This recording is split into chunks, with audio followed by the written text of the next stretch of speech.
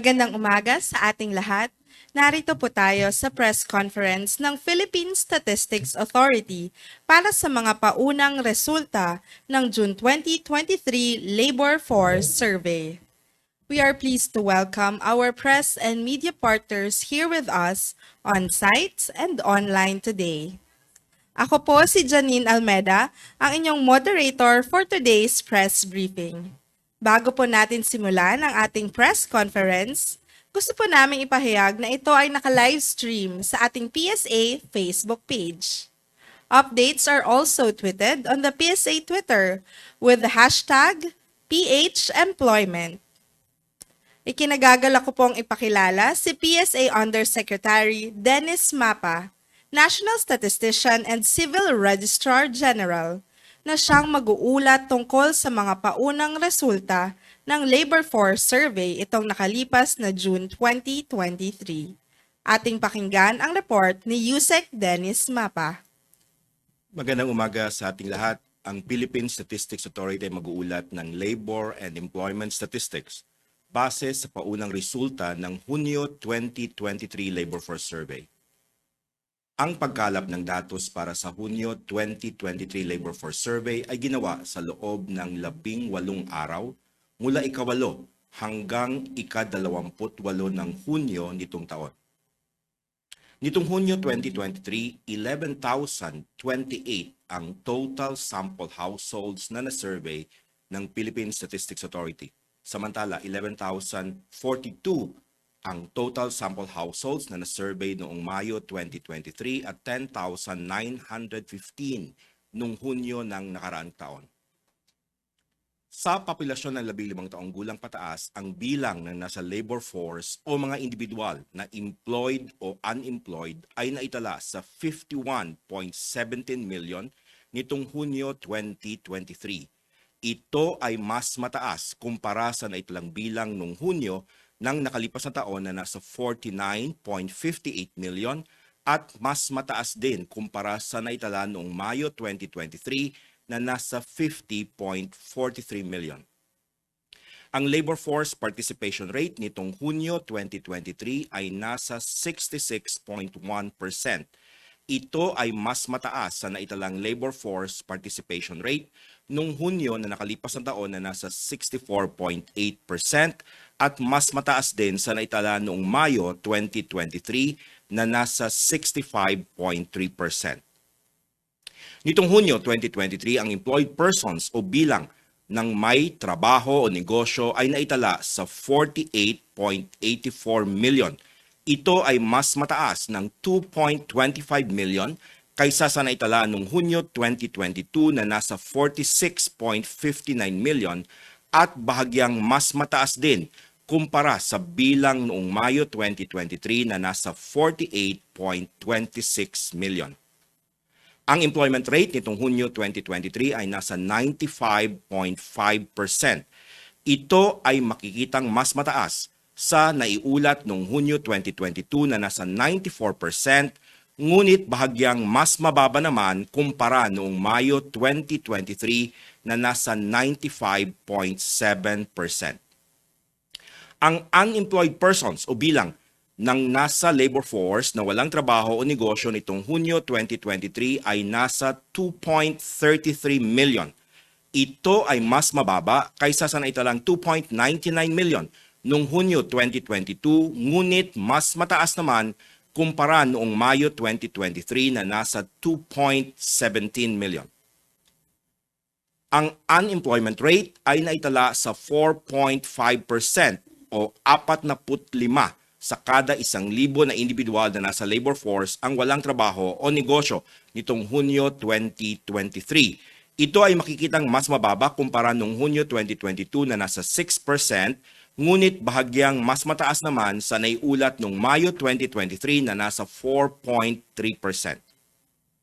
Ang bilang ng underemployed nitong Hunyo 2023 ay tinatayang nasa 5.87 million. Ito ay mas mababa ng 13,000 kung ikukumpara sa naitalang bilang ng underemployed noong Hunyo 2022. makikita namang mas mataas ito ng 214,000 kumpara sa bilang ng underemployed noong Mayo 2023. Ang underemployment rate nitong Hunyo 2023 ay tinatayang nasa 12%. Ito ay mas mababa kumpara sa nai-report noong Hunyo na nakalipas na taon na nasa 12.6%, ngunit mas mataas naman kumpara noong Mayo 2023 na nasa 11.7%. Kung atin namang susuriin ang mga datos ayon sa kasarian, sa buwan ng Hunyo 2023, ang labor force participation rate ng mga kalalakihan ay nasa 76.1%.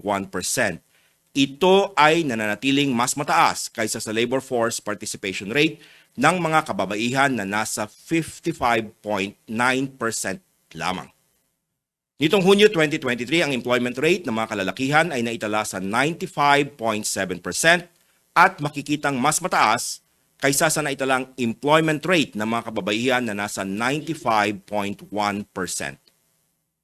Samantala, 4.3% o 43 sa kada 1,000 na kalalakihan na nasa labor force ang walang trabaho o negosyo nitong Hunyo 2023.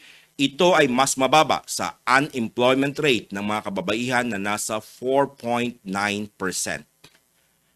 Sa mga employed na kalalakihan nitong Hunyo 2023, 13.4% sa kanila ay underemployed. Higit na mas mataas ito kumpara sa underemployment rate ng mga kababaihan na nasa 10.1% lamang. Kung ang datos ng pangunahing sektor naman ang ating susuriin nitong Hunyo 2023, ang services sector pa rin ang nananatiling bumubuo sa may pinakamalaking bahagi ng labor force na may 58.2% share. Kasunod dito ang agriculture sector na may 23.8% share, habang ang industry sector naman ay may share na 18%. Kung ikukumpara ang estimates ng mga subsector nitong Hunyo 2023 sa Hunyo 2022, ang mga subsectors na may pinakamalaking pagtaas sa bilang ng may trabaho o negosyo ay ang mga sumusunod. Accommodation and food service activities na may dagdag na 612,000. Ang pinakamalaking pagtaas sa sektor na ito ay mula sa restaurants and mobile food service activities. Kabilang dito ang cafeterias, fast food restaurants, pizza delivery. Other food service activities tulad ng activities of food service contractors, operations of canteens or cafeterias on a concession basis, at beverage serving activities. Pangalawa, ang agriculture and forestry na may dagdag na 457,000 at base sa datos, tumaas ang bilang ng employed sa hog farming, planting, transplanting, and other related activities, growing of sugarcane, including muscovado, sugar making in the farm, growing of banana, and raising of goats. Pangatlo, ang wholesale and retail trade, repair of motor vehicles and motorcycles na may dagdag na 358,000. Nagmula ang pagtaas sa retail sale in non-specialized stores with food beverages or tobacco predominating, tulad ng retail selling in groceries, supermarkets, sari-sari stores, at convenience stores. Kasama rin dito ang other retail sales in non-specialized stores like activities in department stores including wearing apparel, furniture, appliances, hardware, cosmetics, jewelry, and toys. Pang-apat, ang other service activities na may dagdag na 268,000 at base sa datos nagkaroon ng pagtaas sa bilang ng may trabaho o negosyo sa personal services for wellness except sport activities tulad ng hairdressing and beauty treatment, activities of spa, steam bath, sauna. Kabilang din ang activities of religious organizations kagaya ng individuals providing services directly to worshipers in churches. Kasama rin dito ang domestic services tulad ng mga kasambahay, drivers, cooks, houseboy, gardeners, tutors, personal secretaries, at iba pang employed in private households.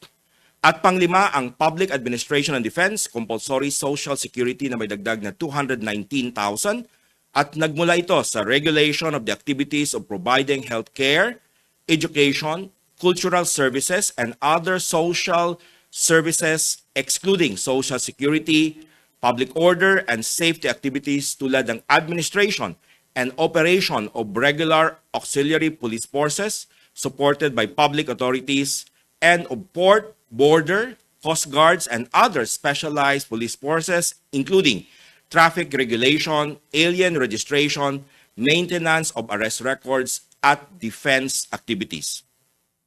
Sa kabilang banda, mga subsector na may pinakamalaking pagbaba sa bilang ng may trabaho o negosyo kung ikukumpara ang Hunyo 2023 sa Hunyo 2022 ay ang mga sumusunod. Fishing and aquaculture, may bawas na 233,000. Ang may malalaking pagbaba sa bilang ng employed ay mula sa marine fishing, tulad ng fishing on commercial basis in ocean and coastal waters, freshwater fishing on a commercial basis in inland water, pearl culture at pearl shell gathering. Pangalawa, ang manufacturing na may bawas na 99,000. Ito ay mula sa manufacturing of semiconductor devices and other electronic components, custom tailoring, manufacture of other builder, carpentry, and joinery, millworking at manufacture of computers and peripheral equipment and accessories. Pangatlo, ang professional, scientific, and technical activities na may bawas na 65,000 at ang pagbaba sa bilang ng employed ay mula sa advertising, kabilang ang creative services, production of advertising material, media planning and buying, legal activities, at accounting, bookkeeping, and auditing activities, kasama na rin ang tax consultancy. Kung ikukumpara naman ang estimates ng mga subsector nitong Hunyo 2023 sa Mayo 2023, ang mga subsectors na may pinakamalaking pagtaas sa bilang ng may trabaho o negosyo ay ang mga sumusunod. Construction na may dagdag na 488,000, agriculture and forestry na may dagdag na 469,000, administrative and support service activities na may dagdag na 308,000, public administration and defense, compulsory social security na may dagdag na 128,000, at accommodation and food service activities na may dagdag na 104,000. Sa kabilang banda, mga subsector na may pinakamalaking pagbaba sa bilang ng may trabaho o negosyo kung ikukumpara ang Hunyo 2023 sa Mayo 2023 ay ang mga sumusunod. Fishing and aquaculture na may bawas na 575,000. Transportation and storage na may bawas na 205,000. At arts, entertainment, and recreation na may bawas na 124,000. Tinatayang nasa 33.8% ang mga employed na nagtatrabaho o nagnenegosyo ng hindi aabot sa 40 hours sa isang linggo nitong Hunyo 2023, habang nasa 33.6% naman noong Hunyo ng nakalipas na taon at 35.4% noong Mayo 2023. Samantala, tumaas sa 64.9% ang mga nagtatrabaho ng lagpas na 40 hours in a week nitong Hunyo 2023 mula sa 63% noong Mayo 2023. Nitong Hunyo 2023 na itala sa 40.0 hours ang average hours work in a week ng mga nagtatrabaho o may negosyo. Ito ay bahagyang mas mababa kumpara sa naitalang average hours work in a week noong Hunyo 2022 na nasa 40.3 hours, ngunit mas mataas naman kumpara noong Mayo 2023 na nasa 39.3 hours in a week. Kung susuriin naman ang mga employed persons ayon sa class of workers nitong Hunyo 2023, ang wage and salary earners pa rin ang nananatiling bumubuo sa may pinakamalaking bahagi ng employed na nasa 61.5%. Kasunod nito ang mga self-employed without employees na nasa 27.1% at unpaid family workers na nasa 9.5%. Ang employers in own family-operated farm or business ang bumubuo sa may pinakamaliit na bahagi na nasa 1.9%. Sa bilang na 30.03 million na wage and salary workers, mapapansin na ang nasa private establishments ang may pinakamalaking share na nasa 47.6 percentage points. Kasunod dito ang mga workers sa government o government corporation na may 9.4 percentage points at mga workers sa private households na nasa 4.2 percentage points. Makikitang ang mga workers in own family-operated farm or business ang may pinakamaliit na share na nasa 0.4 percentage point. Nitong Hunyo 2023, ang nakapagtala ng may pinakamalaking bilang ng may trabaho o negosyo ayon sa major occupation group ay ang mga sumusunod. Elementary occupations na may bilang na 14.8 million. Malaking bahagi rito ay nasa crop farm laborers, building construction laborers, shelf fillers, domestic cleaners and helpers, and hand launderers and pressers. Pangalawa, ang service and sales workers na may bilang na 10.87 million. Ang may pinakamalaking bahagi rito ay mula sa shopkeepers, shop sales assistants, stall and market salespersons, security guards, at street food salespersons. Pangatlo, ang skilled agricultural, forestry, and fishery workers na may bilang na 5.8 million. Ito ay nagmula sa rice farmers, corn farmers, vegetables at root crops farmers, hog raising producers, at coconut farmers. Pang-apat, ang plant and machine operators and assemblers na may bilang na 3.89 million. Ang mga nangunguna dito ay motorcycle drivers, car, taxi, and van drivers, electrical and electronic equipment assemblers, heavy truck, and sewing machine operators. Panglima, ang clerical support workers na may 3.43 million at kasama rito ang contact center information clerks, general office clerks, accounting and bookkeeping clerks, bookmaker, dealers, and related gaming workers at data entry clerks. Dito nagtatapos ang aming pag-uulat sa paunang resulta ng Hunyo 2023 Labor Force Survey. Ang Philippine Statistics Authority ay malugod na nagpapasalamat sa inyong pakikilahok sa press briefing para sa June 2023 Labor Force Survey. Muli, magandang umaga at mabuhay tayong lahat. Maraming salamat, Undersecretary Mapa, para sa pagbabahagi sa amin ng mga paunang resulta ng Hunyo 2023 Labor Force Survey. Ngayon, matapos po natin makrinig ang ulat ni Yusek Mapa, andito na po tayo sa bahagi ng ating open forum at bago po natin simulan, nais po namin ipahayag ng ating press kits ay ipapadala via email at mga on-site participants po ay makakuha ng press kits dito sa ating secretariat. Para sa mga nais pong magtanong, please raise your hand to be recognized. And for those online, pakigamit po ang ating raise hand feature or send your questions via chat box. Kapag kayo po ay natawag upang magtanong, please state your name and organization. Ngayon, handa na po tayo para sa ating question and answer segment. Yes, Ms. Shaila? Hi sir, good morning po. Sir, regarding lang po dun sa unemployment, you mentioned po kanina na among the sectors that recorded yung largest drop month-on-month are yung fishing and aquaculture and transportation. What could have led, sir, to the drop in employment? Is it because of typhoon or may other factors po? Nakikita namin yung aquaculture in particular, fishing and aquaculture, medyo malaki yung drop And we released today value production in agriculture. We also released today at 9 a.m. the value production in agriculture and fisheries, and we will be seeing there that there's a big drop in the value production in agriculture, particularly fisheries. Marami daw na nagsara ng mga fish fund dito sa Region 3, Region 4, kasama na rin ang slow production sa commercial marine fishing. So yung drop sa labor employed persons natin dito sa fishing and aquaculture also reflected doon sa second quarter value production, particularly in fisheries. Thank you. Sir, my next question regarding underemployment. Usually po kasi yung trend in the past year, pag tumataas yung underemployment, related siya dun sa pagtaas ng inflation. But nung month na yun, bumaba rin po yung inflation natin. So what could have led to an increase in underemployment?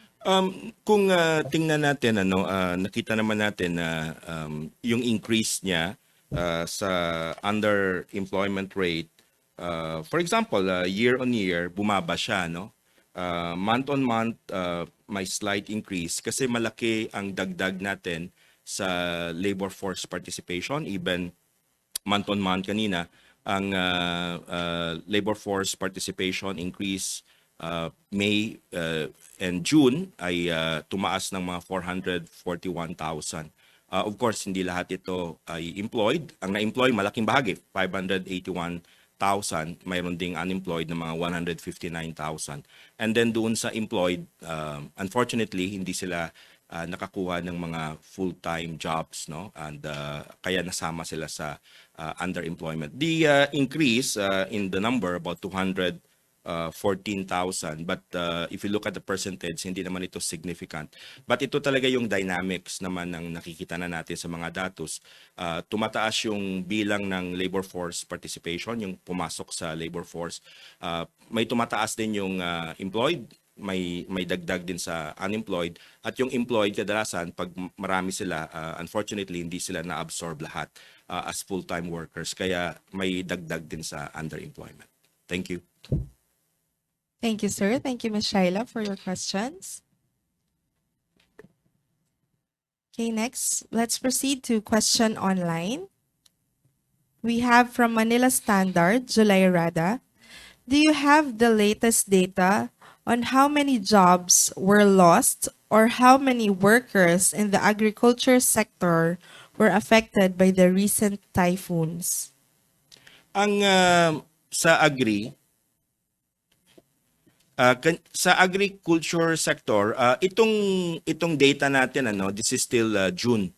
So yung impact ng itong typhoon ay makikita pa natin doon sa July round, no? And most probably hanggang August. Pero sa agri sector, may mga nakikita tayong pagtaas, no? And this is also again supported by the data dito sa value production in agriculture and fisheries na nilabas natin. Una, may pagtaas sa hog farming, no? Mayroon tayong year-on-year increase na mga 173,000.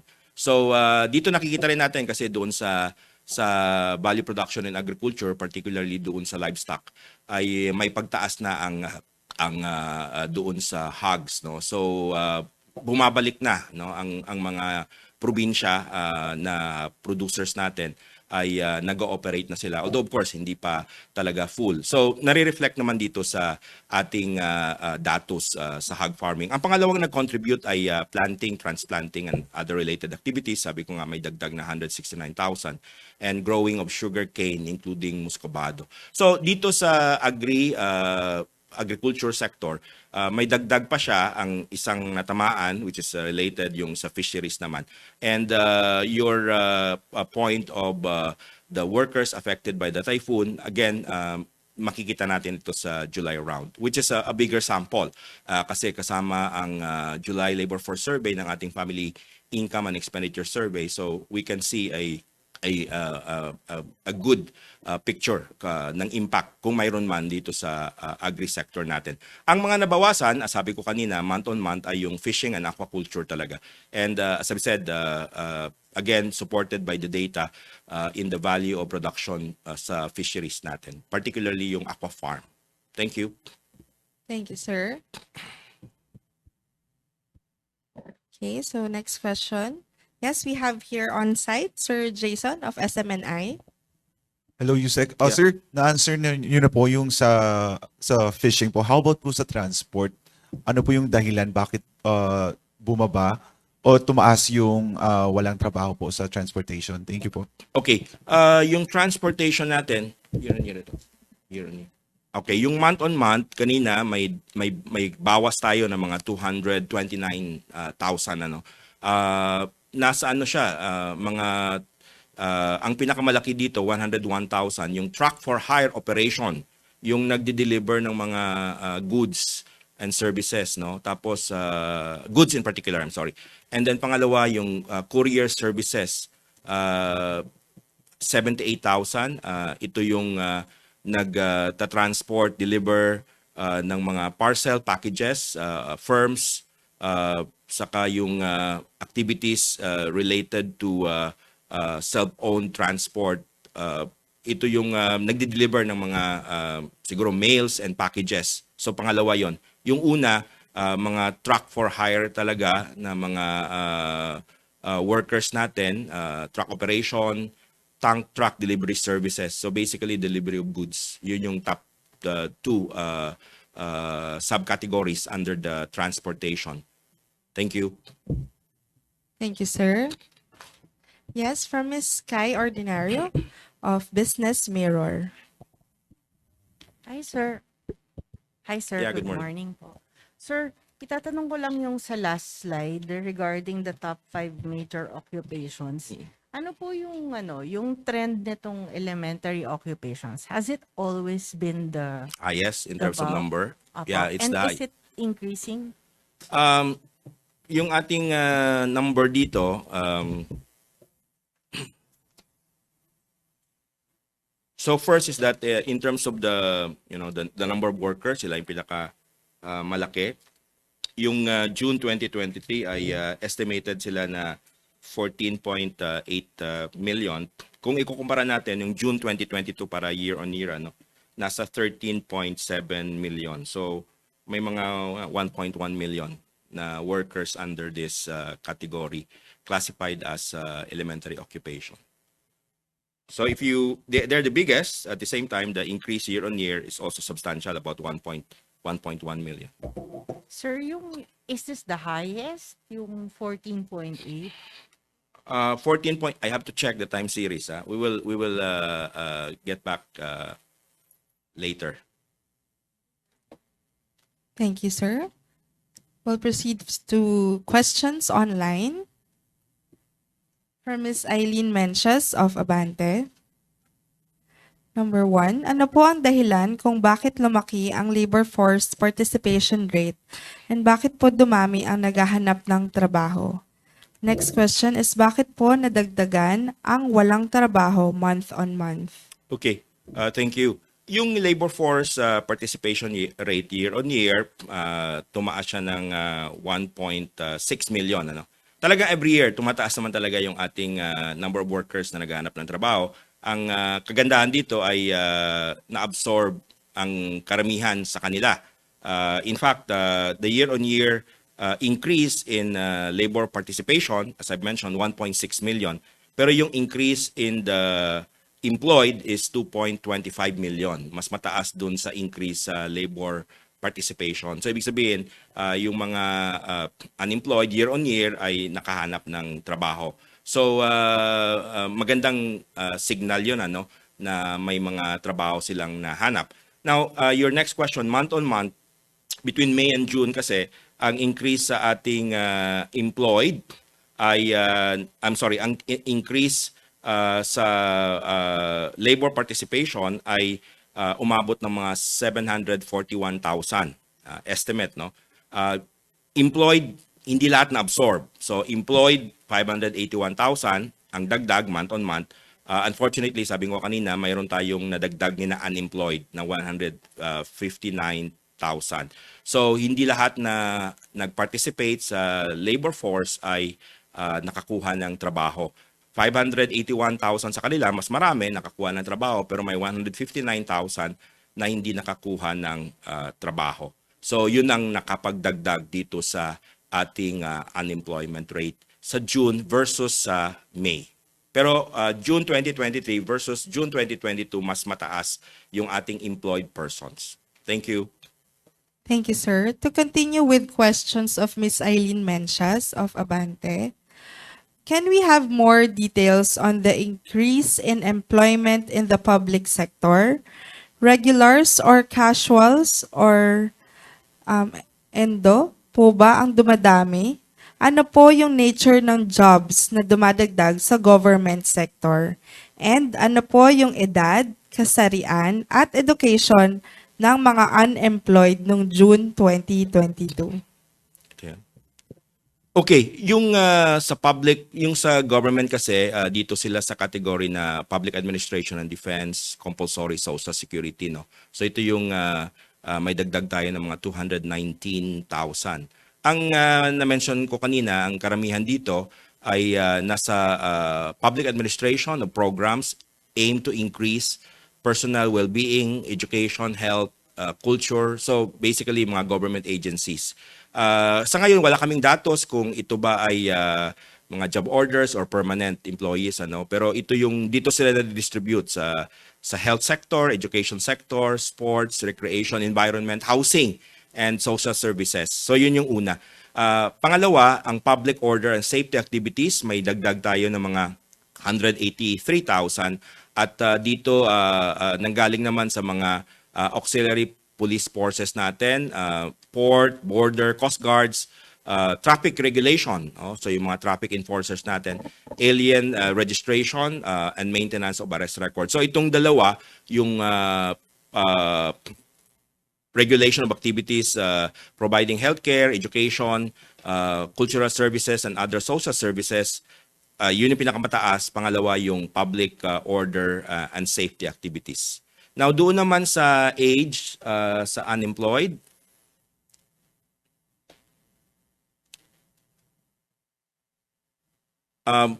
year on year, ang mga unemployed natin, ang month on month, no, ang unemployed nanggaling siya actually dati ang pinanggagalingan niyan usually mga 25 to 34 years old. Ang malaki ngayon nasa 45 to 54. Mga 82,000 sila. Pangalawa ang 35 to 44, 61,000, saka 55 to 64 years old, 57. So doon sa middle age. Normally yung mga in the past, yung mga marami na dagdag sa unemployment rate ay nasa 25 to 34. But ngayon marami sa datos ngayong June versus May ay nasa 45 rather to 54 years old, followed by 35 to 44 and then 55 to 64. Thank you. Thank you, sir. Thank you, Ms. Eileen Menchas, for your questions. Okay, we have a question here on site from Ms. Shaila. Hi, sir. I just like to ask if may correlation ba yung increase in the elementary occupations and yung underemployment? Kasi usually, sir, yung mga elementary occupations, mga low-paying, low-skilled. So I'm just wondering if may correlation. Yeah, tama ka, no, kasi ang karamihan nga sabi ko kanina sa definition ng ating elementary occupation, malaki rito sa agri sector at kadalasan doon ang mataas din yung ating underemployment. So yes, that observation is valid. Thank you. Thank you, sir. Sir, in connection with the unemployment, question from Sir Ted Cordero of GMA News Online. Lumaki po ang jobless in June versus May, pero tumaas naman ang employed persons.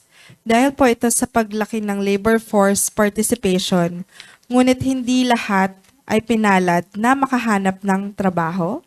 Tama ka, no. Sabi ko kanina yung datos natin, yung dagdag sa labor force participation sa June 2023 versus May 2023, may dagdag na 741,000.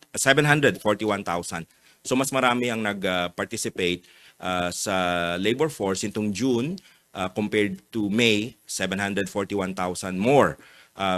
Kadalasan naman, again, in the previous press conferences, hindi lahat yon nagiging employed. So ang employed sa kanila ay 581,000, mas marami, pero yun nga may mga 159,000 na hindi nakahanap ng trabaho. Thank you, Thank you. sir. Sir, additional question from Sir Ted Cordero of GMA News Online.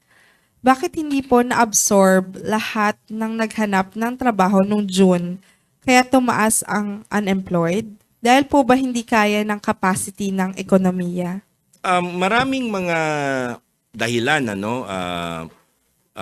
Una, ito kasi kung himayin natin, may iba dito na nag-aantay lang ng job recall. So wala silang trabaho pero may ina-expect silang trabaho. Kaso nga lang hindi pa doon sa survey period. Pero mayroon talagang substantial na talagang naghahanap ng trabaho. So maraming mga reasons, pwede na yung kanilang skills hindi match doon sa hinahanap ng mga firms or establishments, ano. So there are a variety of reasons. But yon dito pumapasok sa datos, hindi kasi namin nakukuha kung ano ba may mga job skills mismatch, but those are the usual reason, ano. But dito mayroon talagang substantial na they're looking for work. So yun yung kanilang reason, and may iba naman nagsasabi na waiting lang sila doon sa mga recall, job recall. Thank you. Thank you, sir. Thank you also, Sir Ted Cordero, for your questions. Okay, any other questions po?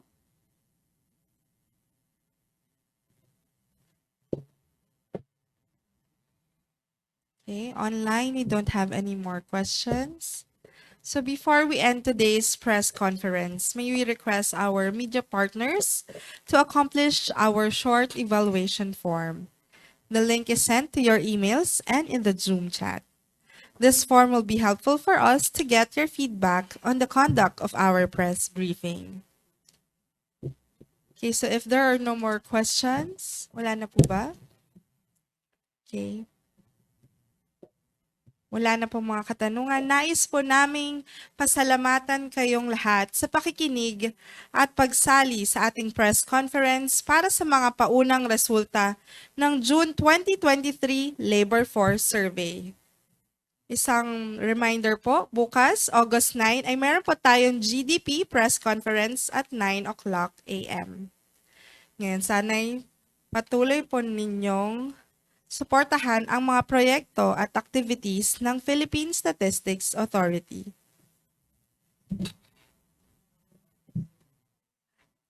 Tomorrow po, bukas ay August 10 for our GDP press conference, 9 o'clock a.m. po. You may visit our webpage at www.psa.gov.ph for more updates. Once again, I am Janine Almeda ng Philippine Statistics Authority. Maraming salamat at magandang umaga po sa ating lahat.